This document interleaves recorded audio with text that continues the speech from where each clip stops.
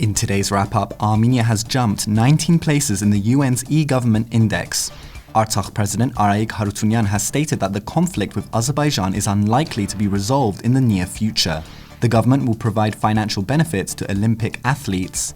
Armenia has condemned Turkish disruptions of NATO and UN flights involving Armenian peacekeepers.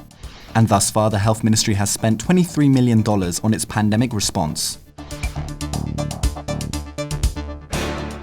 Armenia has jumped 19 places in the United Nations e-Government Development Index. Armenia now ranks 68th place, ranking 87th place in the previous report. The index, which is conducted by the United Nations Department of Economic and Social Affairs, which analyzes a number of factors, includes telecommunications connectivity, access promotion, online infrastructure, provision of online services, and human capacity. Georgia has ranked 64th place, just ahead of Armenia, and Azerbaijan ranked 70th. This comes as the Armenian government is aiming to make strides in terms of e-governance, alongside promoting the growth of the IT sector.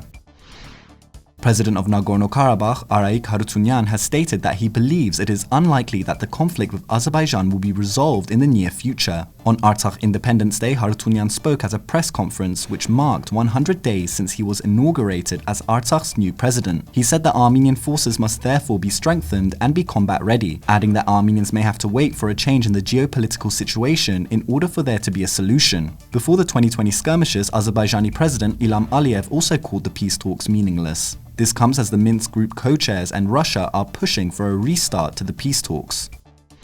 The government has announced that athletes who are involved in the Olympic Games will receive financial benefits. The Ministry of Education, Science, Culture and Sports will provide a monthly payment to athletes, coaches and medics, in what will amount to a total of 232 million dram. The ministry released a statement saying that this will be a stimulus for the development of sports in the country and will ensure the permanent participation of Armenian athletes in international competitions.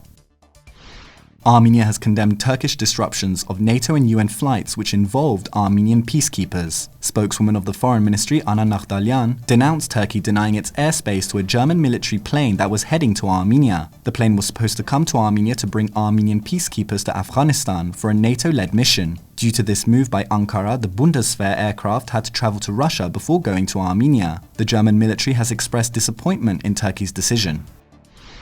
The Armenian Health Ministry has released its expenditures incurred from March 2020 to September 1, 2020, with relation to the coronavirus pandemic, including prevention, control and treatment. A total of $23 million was spent, and the following most expensive ventures were maintaining COVID-19 treatment centers, which cost $6.2 million, medical equipment costing $5.8 million, and drugs, which cost $3.7 million.